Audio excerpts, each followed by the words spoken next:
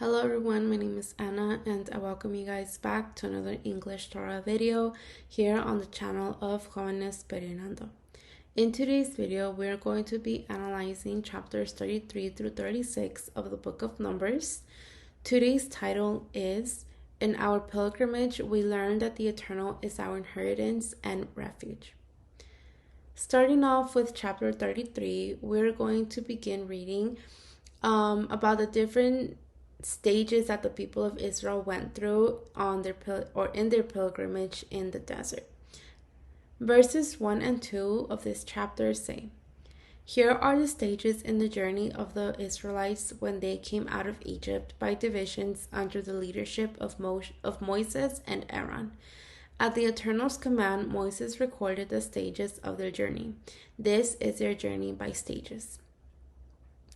The first thing that we can read within these verses is that it mentions that the Eternal ordered Moses to write down all the events that the people of Israel went through in the desert. And all of this was, and what the purpose of this was so that it can remain as a testimony for the people of Israel of what the Eternal had done for the people of Israel, all the miracles that he had done since he gave them the freedom from the slavery that they had in Egypt, or that they were under in Egypt, until the moments before they inherited the promised land. In this way, it reminded the people of Israel of all the events, and not just only that, but it would also help them keep the Creator in their minds every day of their lives, both when they not only remembered of all the great miracles that the Eternal did for them, but also it reminded them of all the moments of correction that the Eternal made them go through due to their rebellion and the disbelief that they had. And although this reminder was for the people of Israel in their time, but today, nowadays, us as believers, taking this reminder for the people of Israel, not only does it remember us or does it remind us of all the experiences that they have to go through, but also it becomes as a testimony, and it becomes as an example, for us of how we should not act. Just as Shaul said, all this was written for our teaching so that we would not fall into the same mistakes. Everyone who calls themselves believers or a believer has been liberated from modern Egypt, which represents the world and everything that the world brings or slaves us to. And now we are on a pilgrimage through the desert, where just as the people of Israel, we go through different challenges, or different challenges beginning in our pilgrimage, because we are not only seeing miracles in our lives that the Father, and in these miracles we can see when the Father starts transforming us, and not only that, but also starts instructing us by his word. But we also start seeing different trials and afflictions that come along with our pilgrimage, just as it did in the time of Israel, that they were in the desert. And all of this was so we can see if we remain in him, or if we allow ourselves to be dominated by our flesh, allowing complaint, rebellion, or a lack of belief that we may have. Just as we have read what had happened to the Israelites, that is why we must always keep in mind that although in this world, yes, we do experience afflictions, however, our trust must be in the Eternal all the time. We must remain firm in him, since, as we have already studied, we are called to persevere to the end of to persevere in obedience till the end of our pilgrimage. And for this, we can take as an example Joshua and Caleb, who, as we have already studied and we have already read about them, they were the only ones from their generation who managed to achieve the promise, which was only for the brave and the obedient towards the Eternal.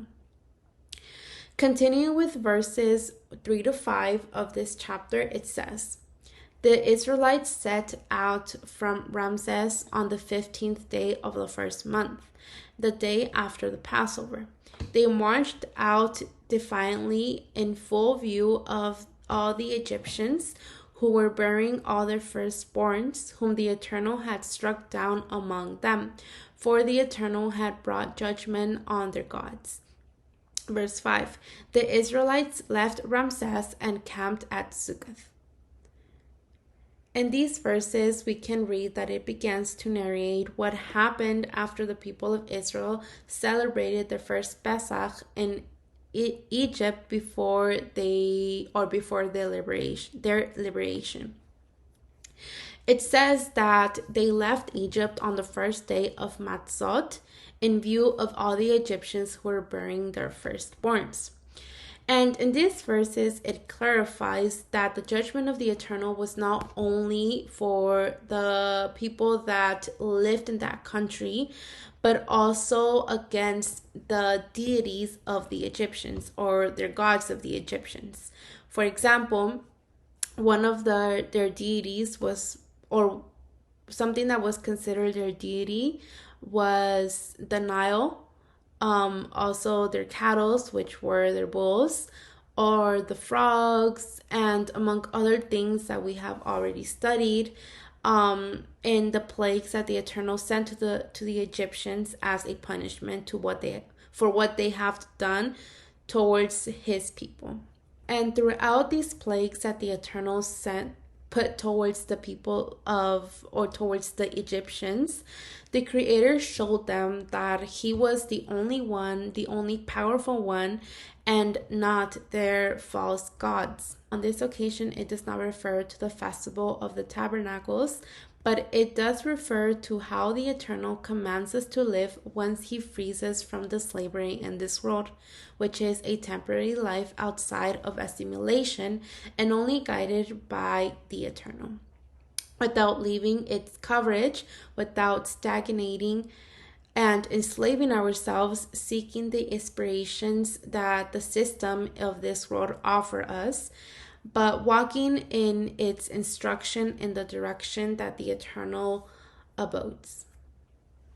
Continuing with verses 6 to 8, we can read that the people of Israel arrived to Pi-hahiroth, where they crossed the sea, and that is where they saw the powerful hand of the Eternal opening the sea, the Red Sea, and giving them victory over their enemies, which in that time were the Egyptians. We read later on that in Marah, it was where the Eternal turned the bitter waters into sweet ones, which once again was another miracle that the Eternal, or that the Creator, did towards the people of Israel.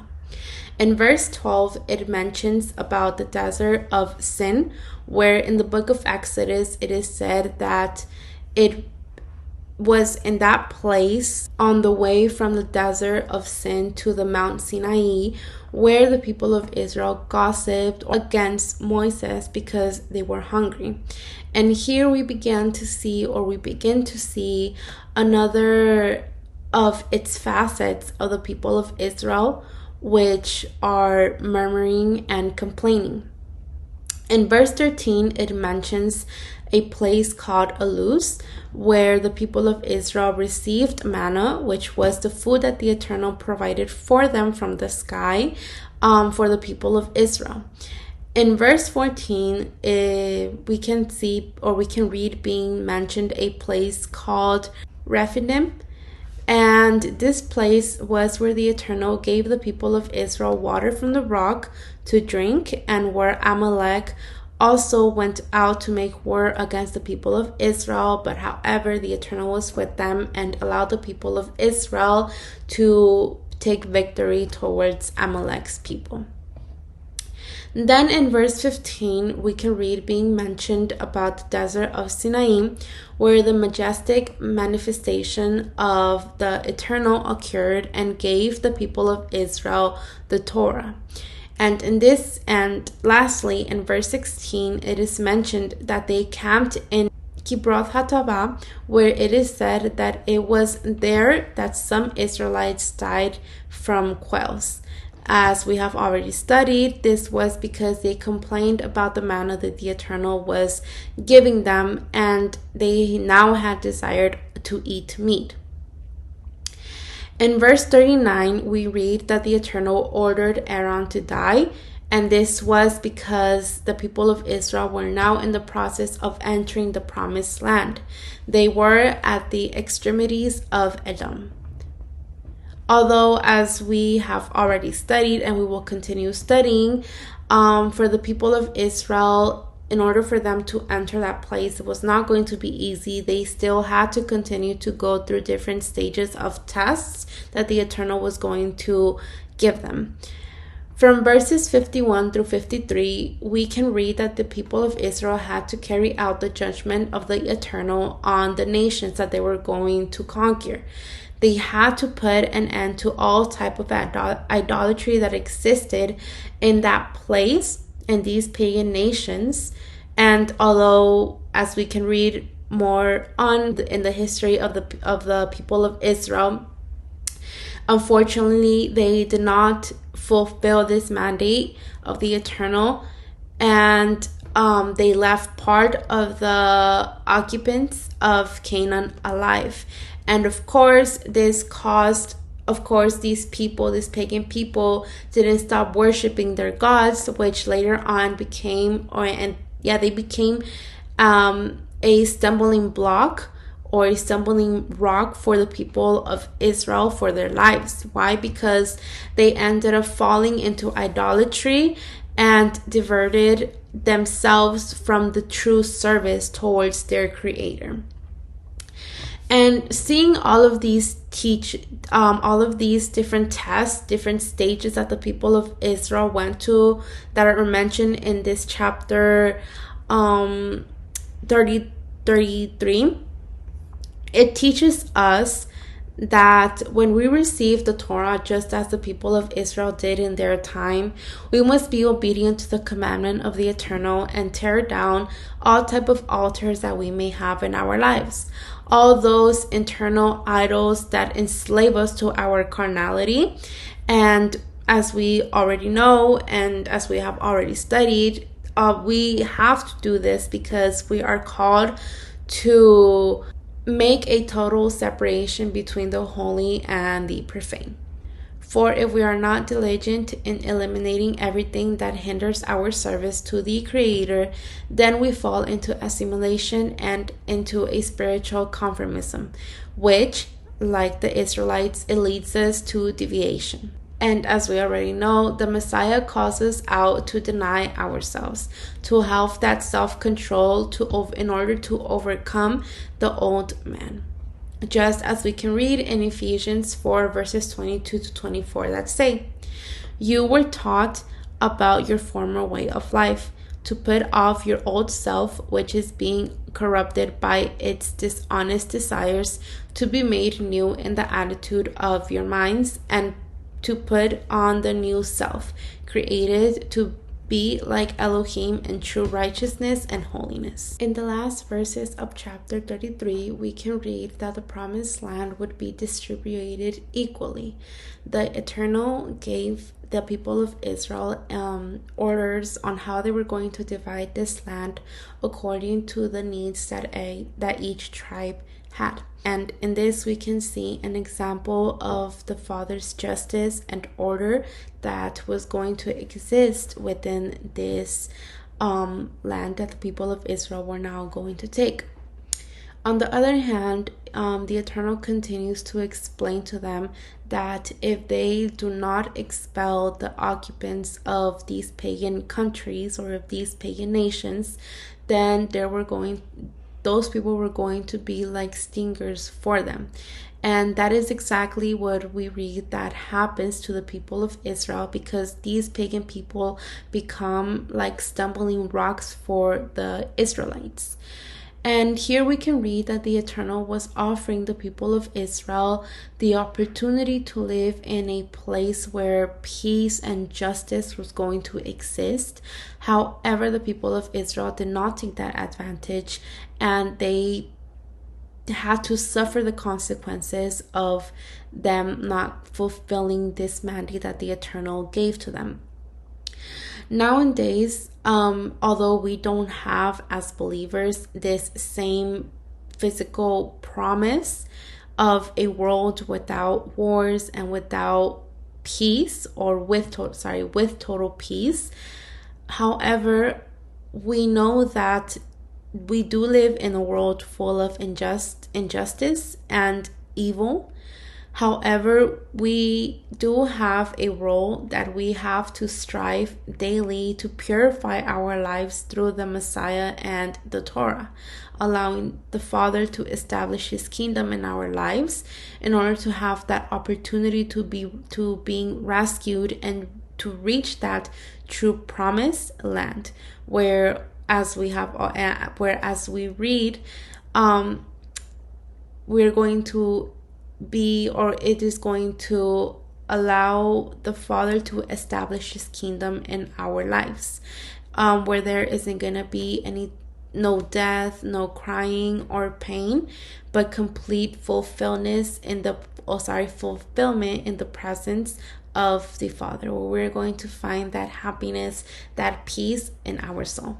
In chapter 24, it continues to tell us about the division of the promised land, where the tribes of Reuben, Gad, and half of the tribe of Manasseh were on one side of the promised land, and the Eternal commands to distribute the promised land equally according to the needs of each tribe.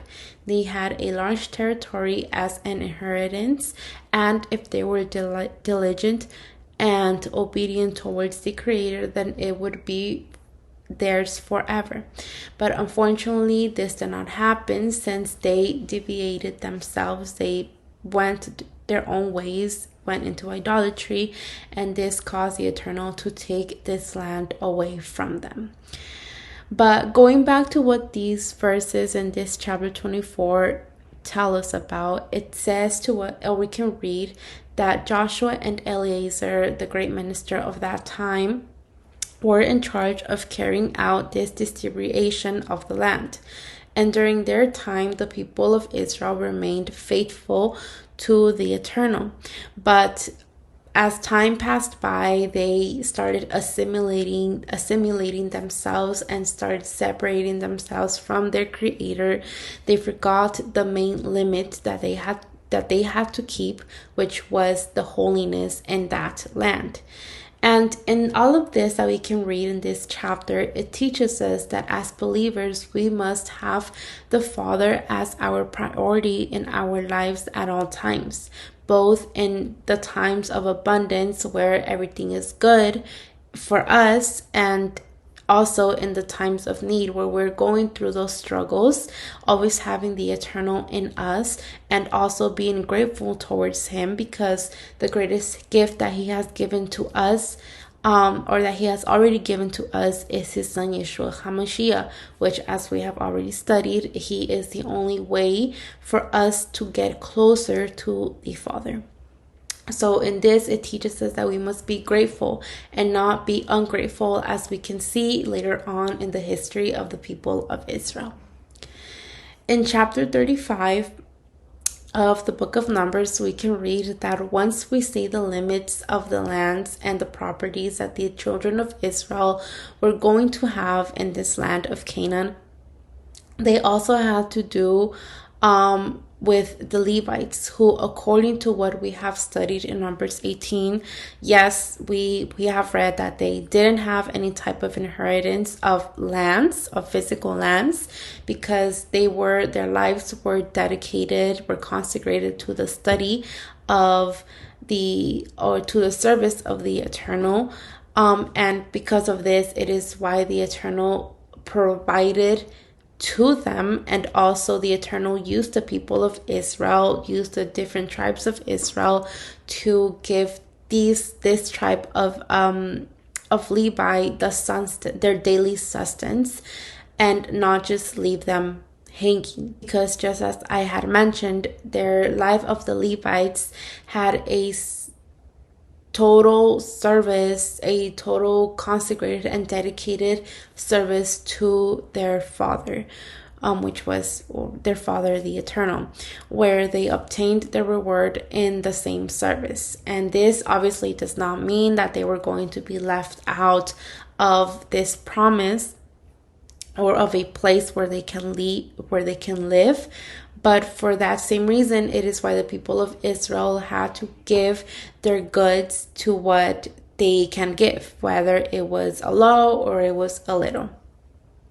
And all of this goods that they were going to be giving to the tribes of Levi was with the purpose of gathering 48 cities in the center of all the tribes that were inside of this land. And all of this was so that these Levites can exercise their functions as the Levites that they were going to be, which was to establish order and justice within the people of Israel. Later in this chapter, we can read that it talks about the cities of refuge that the people of Israel were going to have within this land. And this was going to be a total of 6 different cities of refuge that came from those that were giving to the Levites. 3 of these cities were on one side of the Jordan, which was where the tribes of Reuben, Gad, and half of the tribe of Manasseh lived. And the other 3 cities were in the land of Canaan, where the other part of the tribes lived. And in these places of refuge, it is where all those blameless murderers, they can go to these places so they can protect themselves from anyone that was trying to get revenge. And regardless of whether these people, these blameless murderers, were Israelites of origin or they were foreigners, until there was a trial to prove their innocence in front of the great minister, that person had a place where they can find this refuge, where they can be safe. And obviously this trial that was going to take place, it was going to be based on laws that were just, and parameters that were established by the Creator. And in this trial, there had to be 2 witnesses to support everything that had happened. Meanwhile, this person could return to these places of refuge, and this person can return to these places as long or until the death of until any evidence was proven that he was guilty or not, or until the death of the grand minister. And this becomes a shadow of the Messiah, who with his death we are remitted for our sins to return to the Creator, which is our refuge. And through the Messiah, we can obtain that peace and security if we are in obedience and under its cover. Just as we can read in Psalms 46, verse 1-3, that says, Elohim is our refuge and strength, an ever-present help in trouble. Therefore we will not fear, though the earth give way and the mountains fall into the heart of the sea, though its waters and foam and the mountains quake with their surging. Finally, in chapter 36 of the book of Numbers, we can read that once the distribution of lands to all the tribes of Israel and the Levites is designated, then it talks about the inheritance of a woman, who, if it were in the case that a missing male of the descendants of the father, there wasn't any male, then the inheritance of that person would be given to a woman or some close relative of that person. And we can take as an example of a case, which was of the daughters of Zelophehad, which is also used as an example in this chapter 36, which of this case we already studied in chapter 27 of Numbers. And in this case, we can read that these women belonged to the tribe of Joseph, whose leaders were Manasseh and Ephraim. And in this chapter 36, it specifically talks about in verses 6 to 7, where we can read that in response to this situation, the Creator instructs the people of Israel through Moses, telling them the following. This is what the Eternal commands for Zelophehad's daughters. They may marry anyone they please as long as they marry within their father's tribal clan. No inheritance in Israel is to pass from one tribe to another, for every Israelite shall keep the tribal inheritance of their ancestors. In these verses, we can read that it was not only a response or something that was instructed to Joseph's tribe, but that through this situation that was being used as an example, the Father gives rise to a new commandment for the people of Israel. And this new commandment we can read in verses 8 to 9 of this verse 36 of this chapter 36, which says, every daughter who inherits land in any Israelite tribe must marry someone in their father's tribal clan, so that every Israelite will possess the inheritance of their ancestors. No inheritance may pass from one tribe to another, for each Israelite tribe is to keep the land it inherits. Finally, we can read in this chapter that the daughters of Zelophehad are united or get married with the sons of their paternal uncles, who were considered their cousins. And this currently in our times can seem, or actually it seems very strange, that these people would marry within their family, thus preserving not only the family heritage, but also the lineage of each tribe. But for them, it was nothing new or nothing out of the ordinary, since it was something that their ancestors had done in this same way. For example, we can see this in the case of Abraham and Sarah, or also in the case of Isaac with Rebecca or Rivka. Obviously, this practice currently in our days, it is not valid for us to practice. Although yes, there are some people who still practice this thing due to a hardness of their heart or due to some ignorance. But still, as believers, we must stay away from these practices. In conclusion of this entire book of Numbers, we saw that the Eternal continues to give more instructions to Moshe for the people of Israel while they were heading towards the promised land. But while they were in the desert, we can see, and we read that the people of Israel began to complain, they began to gossip, they began to do acts of idolatry, of fornication, of adultery, etc., which caused the Eternal to see all this, and it made the Eternal make the people of Israel stay in the desert for 40 years where they were tested. And because of this, it caused the first generation that left Egypt to die in the desert. This currently, and all of this that we studied within this chapter, within this whole book of Numbers, it taught us that now in days, us as believers who have not only been liberated through the Messiah from all type of slavery that we were under in the modern Egypt, which is this world and everything that it offers, but not only have we been liberated, but now our duty is to remain in obedience and firmness during all the difficult times, and as well all the easy times that come within our pilgrimage. Always trusting in the Father and not letting our carnality dominate us into the slavery that the modern Egypt lives in. And obviously taking as an example this whole history that we can read of the people of Israel, taking them as an example of what we should not fall into their mistakes. And well, that is all for today's video. Thank you very much for your time, and we will see each other in the next one.